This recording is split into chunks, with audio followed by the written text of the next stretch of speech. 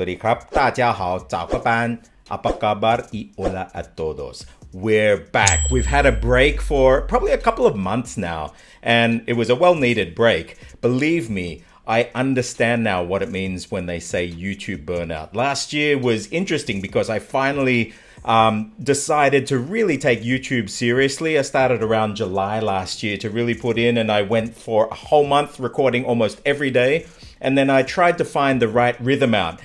We did that for a while. Now I took a break for probably about a month and a half, 2 months, and we're back now. So I'm going to try and put content out for this next season. And this season aligns with Minecraft. This past Saturday, we just started episode 1 or lesson number 1 of the new Minecraft 4 season, which is really cool. We have some amazing stuff happening, including, I'm going to hint at, some VR, virtual reality, augmented reality, starting to implement some of these things that we've done with Minecraft. All the Minecraft students there are going to be guinea pigs for some amazing new tools and techniques that we'll be learning. And people have also requested music to be thrown into the mix. Now, I love music, and so we're going to be going into some really cool and funky things with music and looking at the links between ear training and bringing that into language learning, and even things maybe transposing, negative harmony, and different harmonic theory, and how that actually relates to language learning as well. I was surprised. I wasn't going to do it at first, but many of the people learning language saying, yeah, we'd like to do some of that as well. And it's all got to do with the ear. So all of those people in Minecraft, you're going to love this new season. And if you're not in Minecraft yet, don't forget to go to jacademy.com and come and subscribe. You're there for a year and it's awesome. And actually all the original people, I think almost everyone is extended for another year. So that's awesome. Thank you. But for today's video, I got a question for you.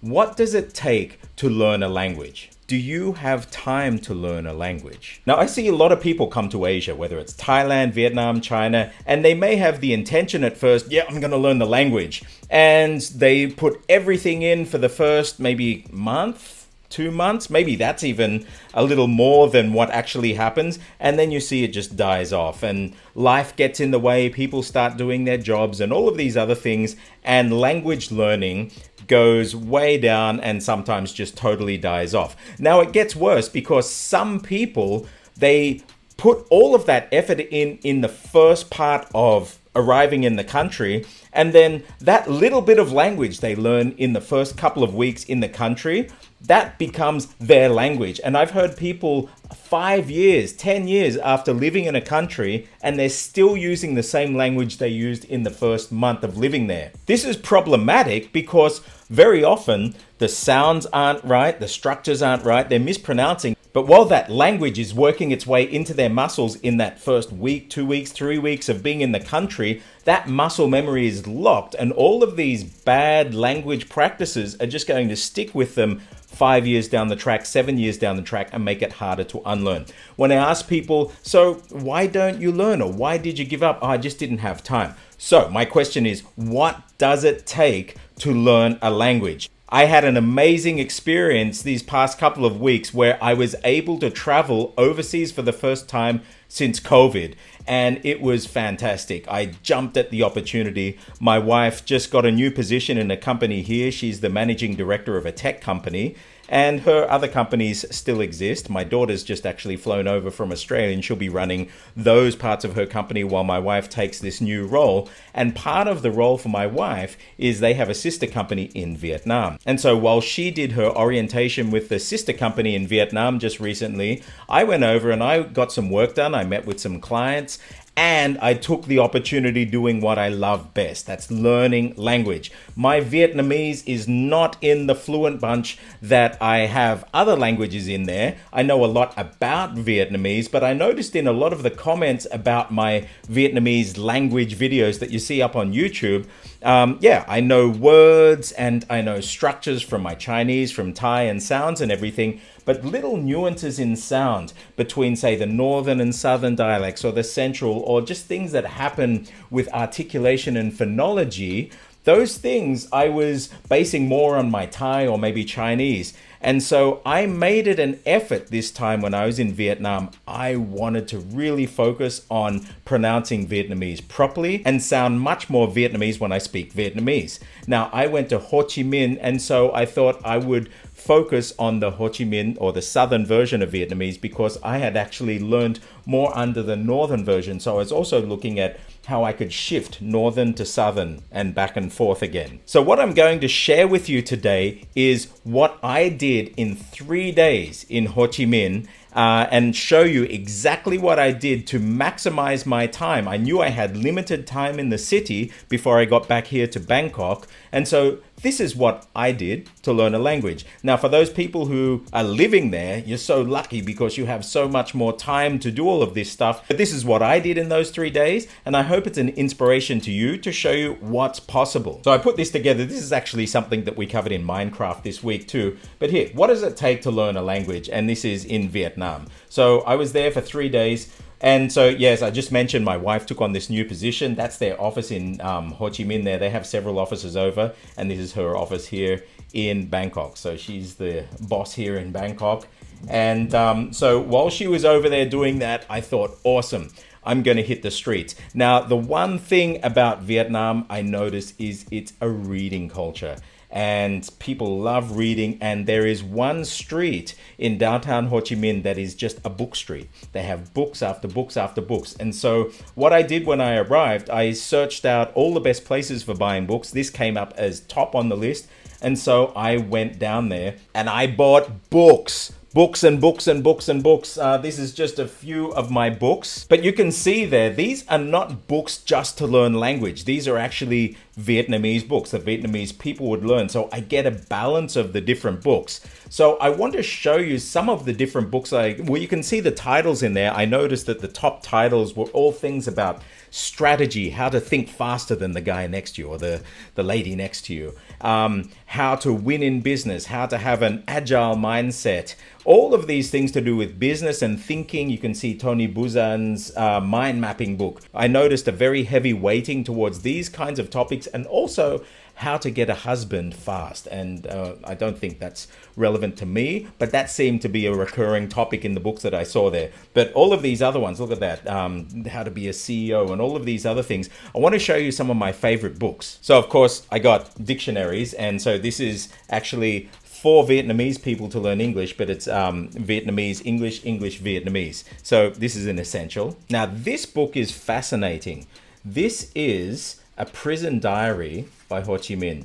And the cool thing about this is you can see it's actually written in Chinese and Vietnamese. These are the poetry written while he was in prison, and it's got actually English, it's got Vietnamese, it's got the Chinese, and it's even got the translation of certain vocab.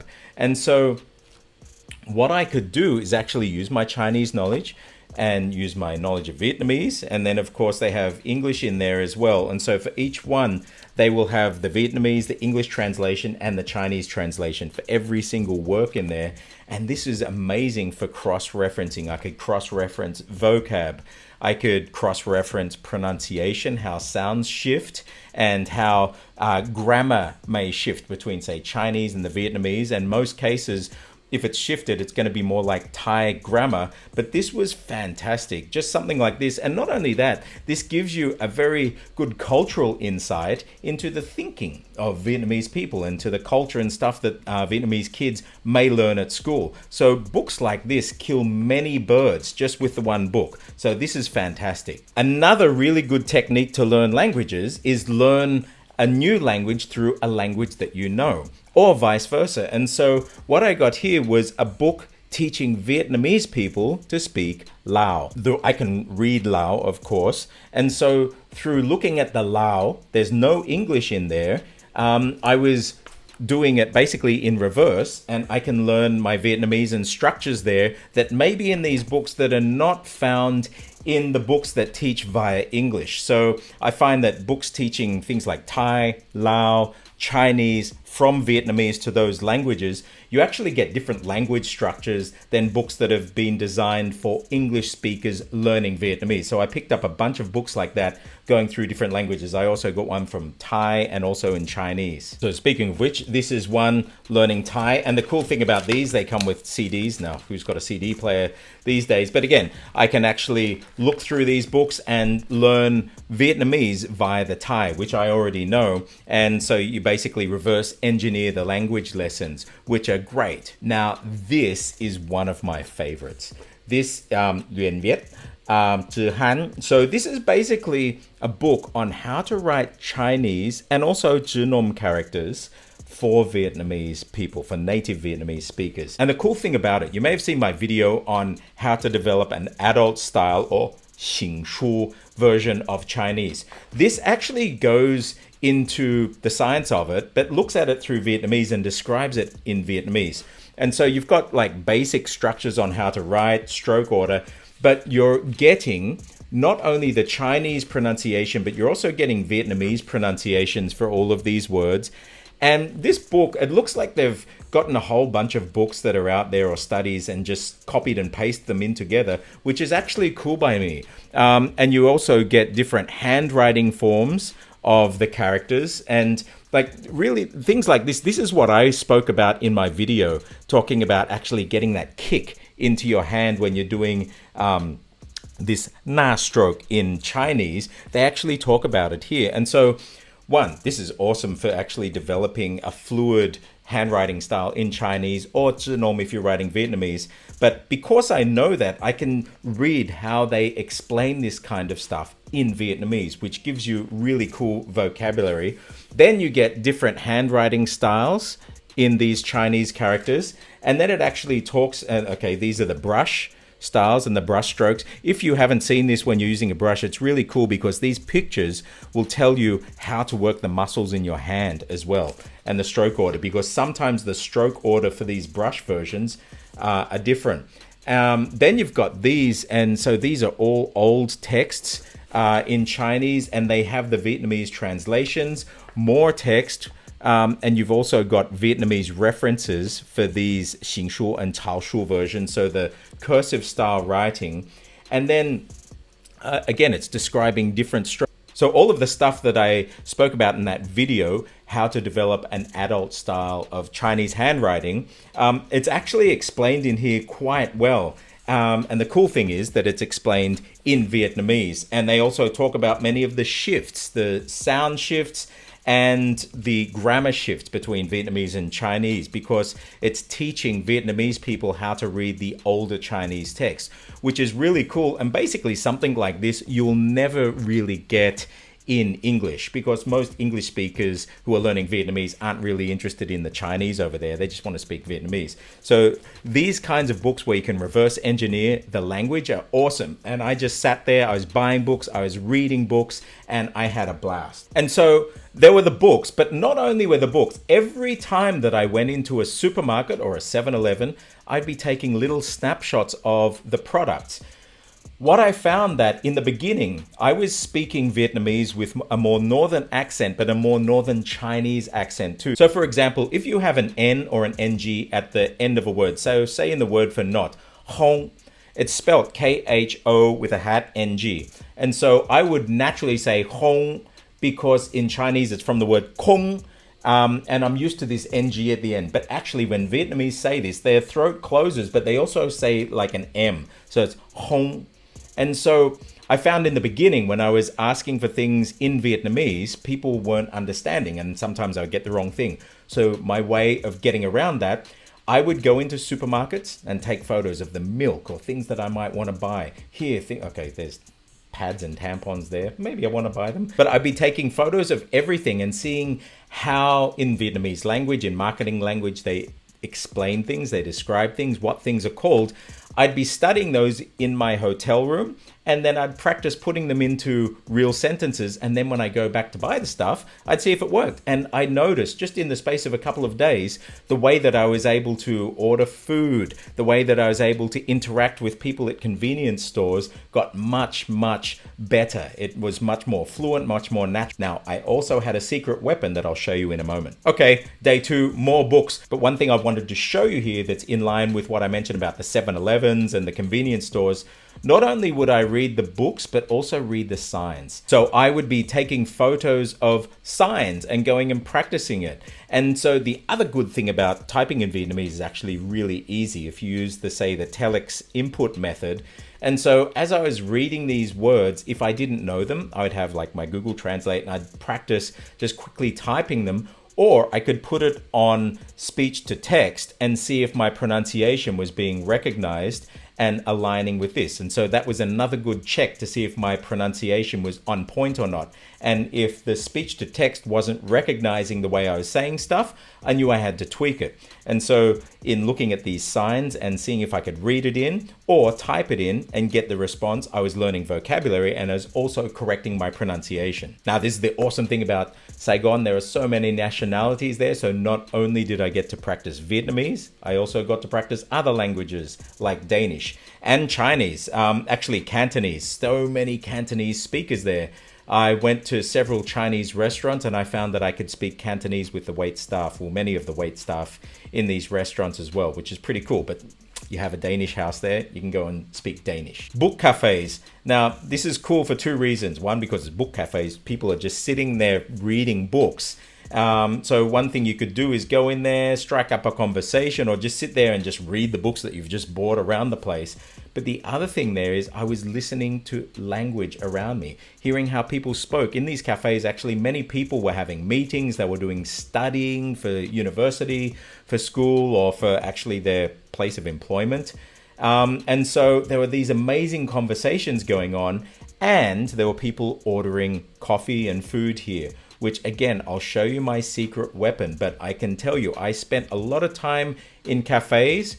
I ordered a lot of coffee that I actually didn't need to drink, but each time I ordered, I was honing my Vietnamese based on what I had heard. And I had a special weapon to actually hear stuff that was going on. I'll show you in a minute. Now, part of any business is karaoke in Asia. And so these guys were a blast. This is actually karaoke with my wife's colleagues over there, and her top boss, he actually sent me a list of Vietnamese songs that we could do. He's actually German, but I actually learnt a couple of Vietnamese karaoke songs and I sang one with her boss. We had a blast. But learning Vietnamese, or learning any language through the songs and singing karaoke, one, you learn the language, you get the pronunciation, you get the meanings, but you have a blast and you get to build relationships as well.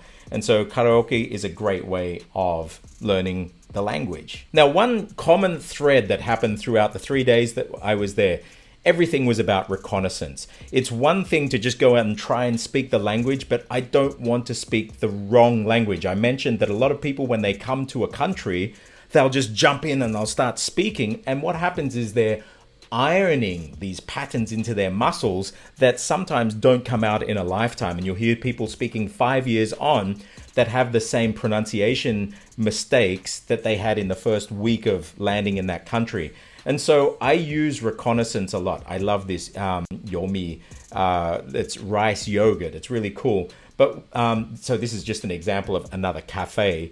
But I would sit in these places and just listen how people ordered. I'd read what was on the sign and I'd listen how people ordered. I'd go and order and I'd see, did they get my order right? Did they get it wrong? If they got my order wrong, what did I say wrong? Not how did they misinterpret me, because it's not their fault. I obviously did something wrong. Native speakers can order and not have a problem. So the error is with me, not with them. And so I'd sit and listen and try to hear what they're saying that I'm not saying and try and adjust my pronunciation. So reconnaissance, trial, and error. These things are essential in developing really good language and developing natural prosody in a language where people aren't going to be scratching their heads. Another thing that I did, I have this great function on my phone. It's an Android. I think it's probably on every Android phone, where no matter what angle you're at, you can just take it in document mode and bang, it'll straighten it up and it will make it readable so you can do text recognition or OCR. And so what I would do is everywhere I went, if I went past a menu on a shop or a sign, I'd just be snapping, that I could go back and either do OCR on, and I can use things like Google Lens, or I'd just type it in again, or maybe I knew what it was saying or they had a translation. So there was just as much work done back in the hotel as out on the street. For the street was mainly reconnaissance, trial and error, but then I'd be actually going back to the room and analyzing what went right, what went wrong, and getting new vocab. So here's another menu of a place that we went to. Again, I'd just take it and snap, and I'd go back and analyze what each dish was, and I'd see how they said it. So then when I went to the next restaurant, maybe they didn't have the English, I would be able to order that in Vietnamese and actually know what it is. There are many cases when you're, say, in Thailand or in China, you don't know what it is, but you think, oh, crap, I'll just order it just for the sake of ordering something and using the language. Doing it like this is really cool, though, because you actually can learn what you're ordering and you might enjoy what you eat as well, not just ordering some random dish. I was so excited when I saw this sign. Quy khác, quy khơ, or you would know that the word khác, if you speak Cantonese, if you speak any of the southern dialects in Chinese, it means guess. It's like 客家话. And so, quy khác, I instantly noticed the Chinese vocabulary here. This word 留意, 留意, you know instantly what it means. So, quy khác is basically customers or guests, 留意, take note. And then you'll see other words. So say this word, hành李, is from the word 行李. What's the other word for 行 is hang or xing, and here hang. If you speak Cantonese, you would know it's hang. And again, you close your mouth, it goes into the back. So hang li, xing li is luggage. So even if you don't understand every single word there, you kind of know what it means. And of course, you've got the English translation down the bottom. Where did I see that? In a public toilet. Yes, I think that was in the airport when I first got there, but I was snapping signs everywhere. Even going to the toilet is a language learning experience, and I wouldn't let it go to waste. And there is actually really rich vocabulary there. You can actually see the use of prepositions in there. You can see the mixture of Chinese vocabulary, Sinitic vocabulary versus Vietnamese vocabulary. You can see word structure. And so all of this is super great learning just while you're taking a pee. There is no excuse. You can learn language around the clock. You don't need to wait for your language teacher. Now, I mentioned karaoke. One other thing that I did, even though it was loud and there were lights flashing and everything, again, every time in karaoke when I noticed that somebody was singing a song that got a fantastic reaction by all of the crowd, and I saw they loved it, I thought, that's a song I have to learn for next time we do karaoke. So I just get my phone out and I'd take a snapshot of the karaoke screen. And so I see the name of that song. So this is actually the song Lemon Tree, but it's in Vietnamese. And so I have this whole list of songs now that I know are going to bring the house down if I sing it in Vietnamese. So I need to learn these in Vietnamese next time I go. And again, the positive reinforcement that you get when you're singing in the native language of whatever country you're going through, that's the encouragement that you need to actually keep going on and learning more of the language. So these kinds of things, it's a great loop that you can keep on learning and self-motivate to keep learning the language. My wife gave me a call. She was going to the office and there was the exact same street address, but in a totally different district of Ho Chi Minh. And so she called me and she was distressed because she'd actually gone to the wrong place. And so getting lost is actually a great exercise in using the language because you need to use it. You need to use it with a taxi driver. You need to use it to check that the address was right and key in the right address in Vietnamese, not in English. Because if you do it in English, sometimes you'll get it wrong. So this is an example, just getting lost. Asking directions, speaking to the taxi driver, speaking to shopkeepers and realizing, oh crap, I'm in the wrong place, and getting back, speaking to people in the office. All of that is using the language in real life situation, and it really is when the rubber hits the road to see if your language is on point or not. Now, another thing that I did, there were great videos out there of people speaking Vietnamese. I just got to say, there is this one teacher, Annie. She's Southern Vietnamese, and she is the best online YouTube Vietnamese teacher that I've found out there. She's linguistically correct. She's great. She describes things really well. Her English is impeccable, and she goes into some really good detailed descriptions, similar to kind of like what I do with the Thai in 10 sentences, but she can do it for Vietnamese. So I learned a lot from her.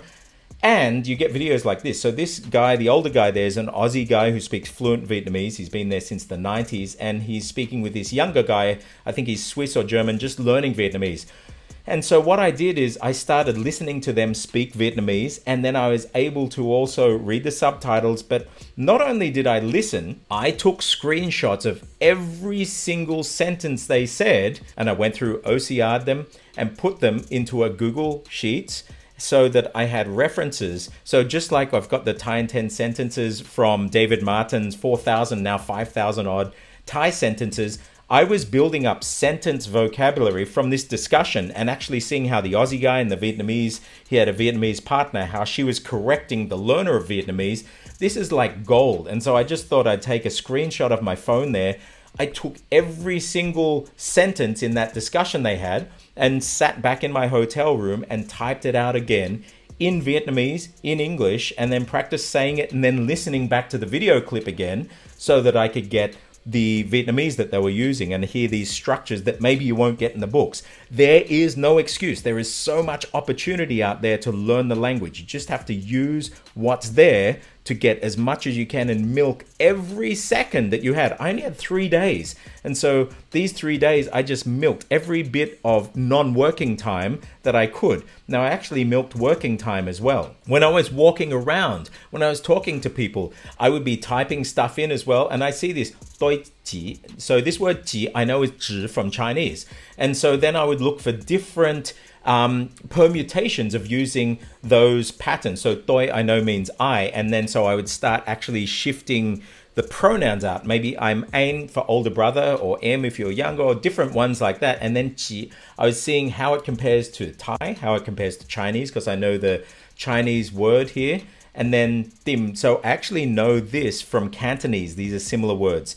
But Google is awesome that if you just type in 1 or 2 words, it will give you suggestions for all different variations of that idiomatic language. So I'd be doing that as I walked around. But again, I had my secret weapon. And I spoke about my secret weapon. Here it is. I have, like many people have, noise cancelling headphones. But the really cool thing about the noise cancelling headphones, I think my ones here are Soundpeats, you have pass-through mode. So you have normal mode, sound cancellation, but pass-through. And so here you see the lobby of the hotel that I was staying at. I would sit in lobbies, in McDonald's, in cafes, in 7-Elevens, and people think I'm listening to a podcast or watching a YouTube clip or something because I'm just sitting there maybe with my eyes closed, but actually these are pass-through. I am hearing everything around me amplified. So if I sat on that lobby lounge chair there and I just tilted my head like this, I could hear all the discussions going on at the reception or in the sofa behind me or wherever it was. So while people think that I'm actually listening to a podcast, I'm actually listening and analyzing the speech. Now, because you've got headphones in, also they may be thinking that you're talking on the phone. So I was actually repeating what I was hearing as well. And so I was getting their language, mimicking it in my voice as well. So these are my secret weapon in cafes when I'm doing reconnaissance, when I'm walking down the street, when I'm sitting in hotel lobbies, when I'm sitting in a fast food store just ordering something, or wherever. You can actually be sitting analyzing real specimens of the language, and people just think that you're in your own world listening to, something on your phone, but you're actually listening to people speak. Now, you're not allowed to record other people in some countries. And so I don't suggest going recording conversations, but just getting specimens of the language. These pass-through headphones, this function on them is gold. And I learned so much just through having those on. The other cool thing about having headphones in, I mentioned in this clip before that, when you're Googling something, again, you have the Google pronunciation. So normally in Vietnamese, it's in Northern. So I would hit that and I would try and say the Northern pronunciation. And then I would see, do my rules of shifting into Southern pronunciation work? And so when I actually go and speak with, say, a shop assistant or somebody on the street, I would try and do the Southern version of what I heard as Northern pronunciation. And you don't look crazy. If you've got earphones in, people just think you're on a phone call, but you're actually practicing saying what you've just typed into Google. Pass-through function on noise cancelling earphones are gold, and it's the ultimate tool in language learning these days. You can just go out and hear real language. So I'm interested. Have you ever heard somebody say, oh, I just don't have time to learn? Or for those people who say, I just want to learn 1 hour a week or 2 hours a week. You can see here, I had 3 days. I milked every single second. I don't say I just want to learn for an hour or 2 hours.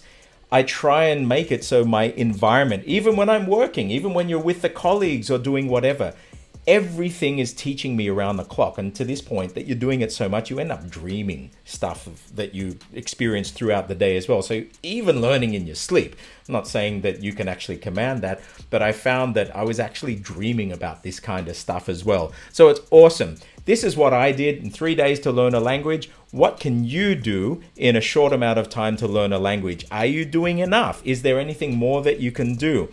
Let me know in the comments below. Don't forget to, if you're learning Thai, look at the new series, Cracking Thai in 10. I'm going to be doing a lot more of these ones here. If you haven't got Cracking Thai Fundamentals for the Thai book, grab that. Even if you're a Chinese speaker, you're probably going to get stuff out of that because I've got stuff for Chinese, Vietnamese that's relevant as well. And of course, if you have not enrolled in Minecraft, come and enroll. We have an amazing season 4 and all the other seasons. I think we've got almost 50 odd lessons in Minecraft, which are just awesome. Everything's building on that first 11 weeks, which is foundational, but it's everything you need to train your ear, train your mind, pattern recognition in whatever language it is you're learning. And we have language specific stuff there as well. So come in, enroll in Minecraft. We have an amazing group of people.